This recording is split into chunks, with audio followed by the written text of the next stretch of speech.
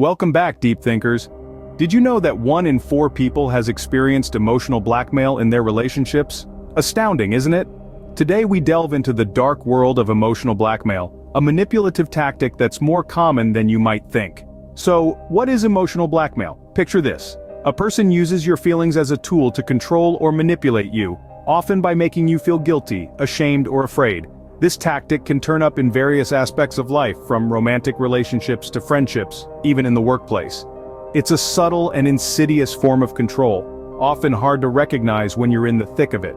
Understanding emotional blackmail is crucial, not just to protect ourselves but to foster healthier, more respectful relationships. It's time we shed light on this manipulative strategy, pulling it from the shadows of our interactions.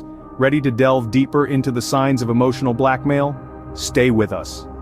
The first sign of emotional blackmail is the use of threats and ultimatums. This tactic is all about manipulation, aiming to put the other person in a corner, feeling helpless and without options. It's like playing a game of chess where one player has all the power, leaving the other one constantly on the defensive. For example, consider a scenario where someone says, "If you don't do this for me, then our relationship is over." This is a clear-cut ultimatum, leaving no room for negotiation or compromise. It's a way of wielding control, making the other person feel they have to comply or face dire consequences. Similarly, threats can range from subtle to overt, from veiled innuendos that something bad will happen if certain conditions aren't met, to outright threats of harm or punishment.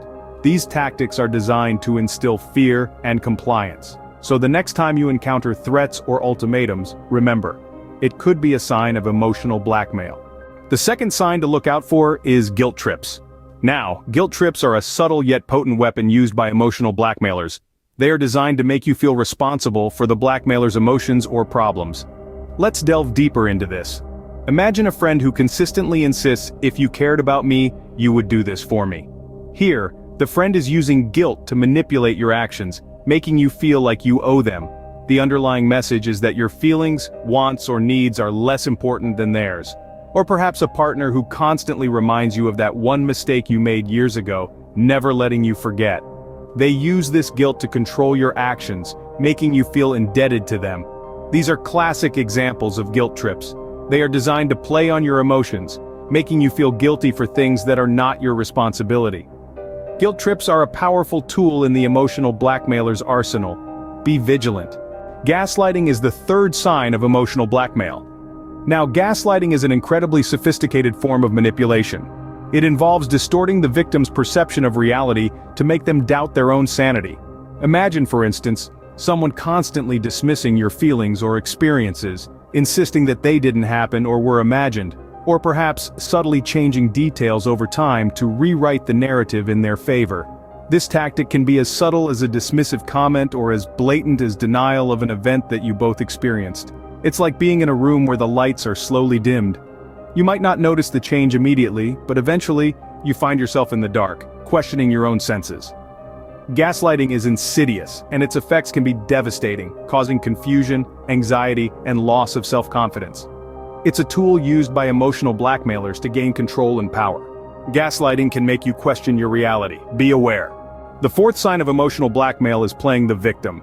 This is a subtle yet powerful tactic employed by emotional blackmailers.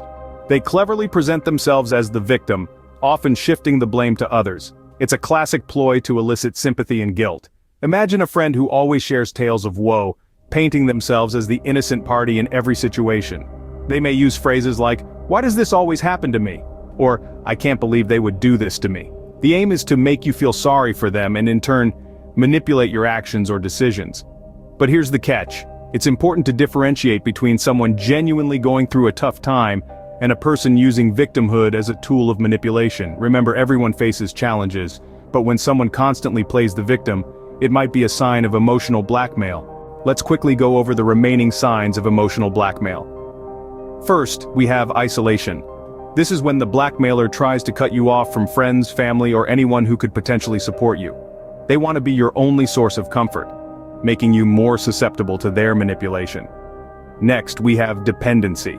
It's related to isolation, but it's more insidious. The blackmailer may make you feel like you can't survive without them. They might control your finances, your social interactions, or even your self-esteem. Moving on, there's the superior complex. The blackmailer might act like they're better than you in every way and that you should be grateful to have them. This superiority complex is a way for them to make you feel inferior and more likely to accept their demands. Now, let's talk about passive aggressiveness. It's a subtle form of emotional blackmail and can be hard to pinpoint. The blackmailer might use sarcasm, silent treatment, or indirect criticism to manipulate you. They might deny their hostility, making you feel like you're overreacting or imagining things. Next up is deflection. When confronted, the blackmailer will shift the focus away from their actions and onto something else. They might bring up an old argument or accuse you of being the real problem. Finally, we have blame shifting. This is when the blackmailer makes you feel guilty for their actions or emotions. They refuse to take responsibility for their behavior, and instead, make you feel like it's your fault. These signs are not exhaustive, but they give a good start in recognizing emotional blackmail. In the next scene, we'll discuss how you can respond when you find yourself in the grip of an emotional blackmailer. Remember, knowledge is power, and the first step to breaking free is understanding the tactics used against you. Now that you know the signs of emotional blackmail, how should you respond? When faced with emotional blackmail, it's essential to remember that you are not to blame. The emotional manipulator is the one at fault. They are using your emotions against you to achieve their own ends. Firstly, it's crucial to recognize and acknowledge what's happening. You're not simply overreacting or being too sensitive. You're being manipulated emotionally, and that's not okay. Next, set clear boundaries. Make it known that you won't tolerate this kind of behavior. Stand firm, even when the blackmailer tries to push these boundaries. Remember, you have the right to say no without feeling guilty. Now, this might seem like a daunting task, but try to communicate openly and honestly with the blackmailer. Express how their actions make you feel. They might not even realize what they're doing, and your confrontation could be a wake-up call. However, it's important to approach this conversation with care. If the person is known to react violently or aggressively, it might be safer to distance yourself and seek professional help. Which brings us to our next point. Don't hesitate to reach out to professionals. Therapists or counselors can provide you with strategies to deal with emotional blackmail, and can even mediate conversations between you and the blackmailer. And finally, practice self-care. Emotional blackmail can be draining, leaving you feeling guilty, anxious, or depressed. It's important to take care of yourself physically and emotionally. Surround yourself with positive influences, engage in activities that you enjoy, and don't forget to rest.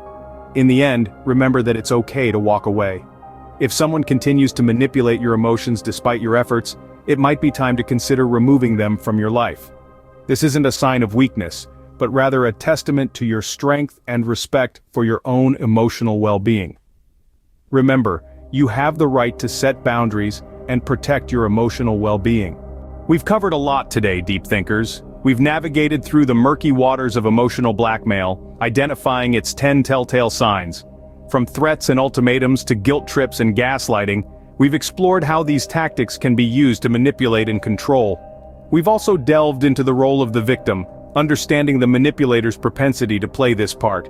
In our journey, we've not only identified these signs but also discussed how to respond effectively. We've underscored the importance of vigilance, courage, and self-awareness in the face of emotional blackmail. Now, I encourage you to share this video far and wide. Let's spread this knowledge to help others who may be unwittingly entangled in the web of emotional manipulation. We appreciate your engagement. Don't forget to like, comment, and subscribe. Engage with us, share your thoughts, and let's continue this vital conversation. Thank you for watching, deep thinkers, and remember to stay vigilant.